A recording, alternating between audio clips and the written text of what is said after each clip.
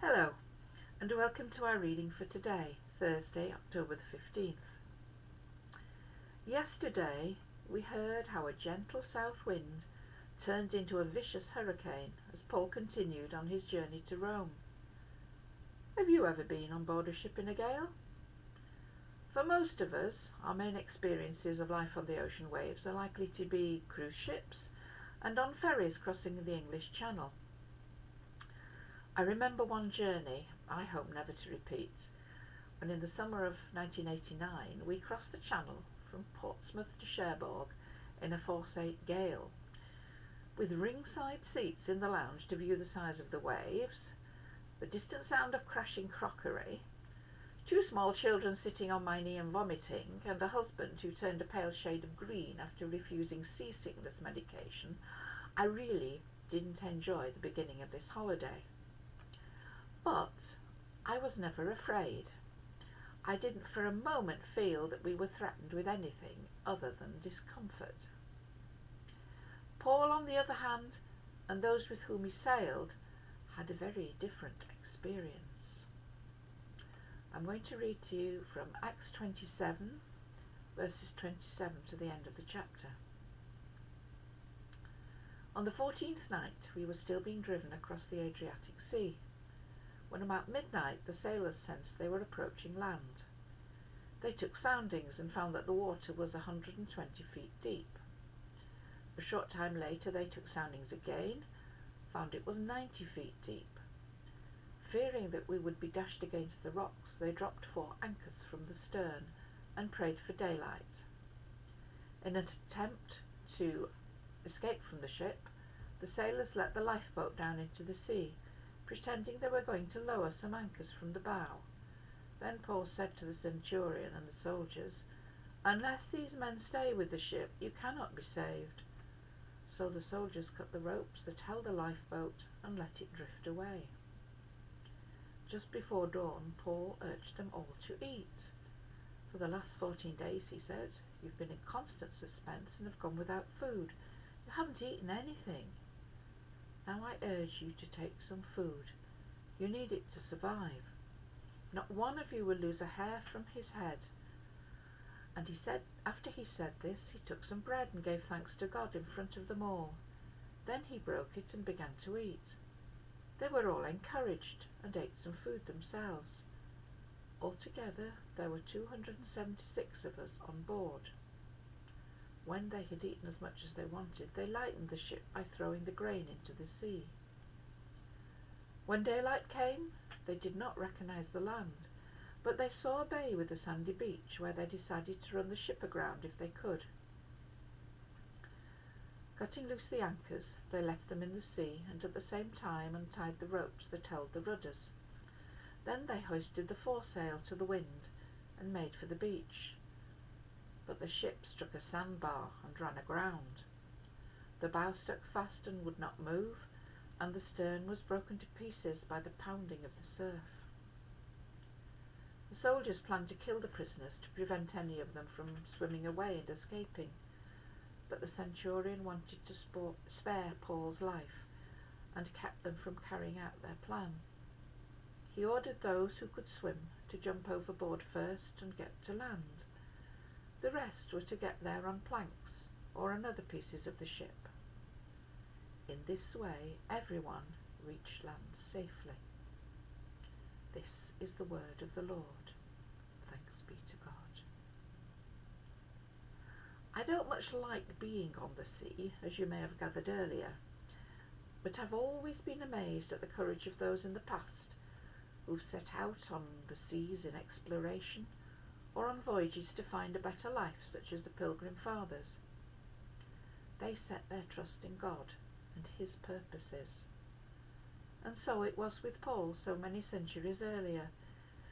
He was desperate to get to Rome, where he knew God wished him to go, in order to further the gospel among the Gentiles. Our reading today begins, and it almost seems to come from an adventure story. It's the 14th night of the storm which was blowing them across the Mediterranean at a time of year when few sailors would have been willing to travel. They were lost, and out on the ocean in a small wooden ship. It must have been terrifying, and yet there still seems to have been a reasonably good sense of discipline. Soundings were taken, and action was taken to lower anchors to halt the ship from drifting onto suspected rocks. Paul had become a man of some authority, despite his situation in being a prisoner.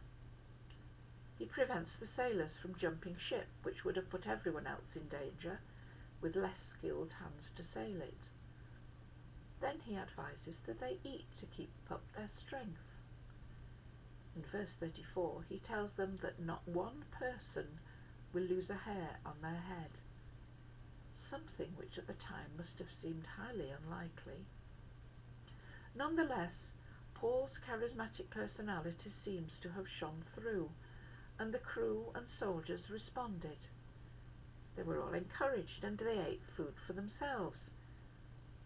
Luke, our author, describes Paul as breaking bread. Now, there's no suggestion that this was done as a remembrance of the Last Supper, but the words do seem to have carried an extra meaning in the way they've been set down. Perhaps a jolt to those who recognise the action of breaking bread as a reminder that God was with them, as he always is. Daylight finally came, and although no one knew where they were, it was decided to run the ship aground. A plan was made. The anchors were cut, and the little ship headed for land. The usual order would be that prisoners be executed to avoid escape, but the centurion Julius wished to deliver Paul to his destination, and I think we can assume that after Paul's interventions he realised that this was a man quite different from the usual style of prisoner. Paul was not a sailor, but he seems to have taken the storm in his stride. He was supremely confident that God would see him in Rome, and he focused on that rather than fearing that he might not make it after all. The metaphor of a storm is a common literary device for describing the tempestuous events which sometimes engulf our lives.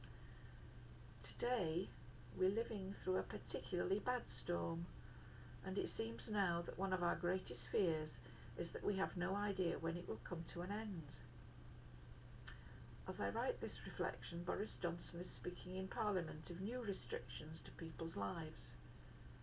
A few days ago, Bolton was at the top of the list of areas with the most COVID-19 patients, though now that crown belongs to others. Not because our numbers are down, but because theirs are greater. When will the storm come to an end? We do not know, but God does, and what we do know is that he will hold us in his hands until that time comes. We must be patient, and we must do our best to continue day by day to do his will. As I have loved you, so you must love one another. So says Jesus in John chapter 19. By this all men will know that you are my disciples. God has used storms before to change lives. He changed the lives of the people in Nineveh when Jonah was saved from the sailors who cast him into the sea. He changed the lives of the disciples when Jesus calmed the storm on the Sea of Galilee, and they began to fully understand who he was. And he changed the lives of many when Paul and his comrades were saved from this storm. It's certain that no one who has lived through COVID-19 will forget the storm that we are in. It will change the lives of many.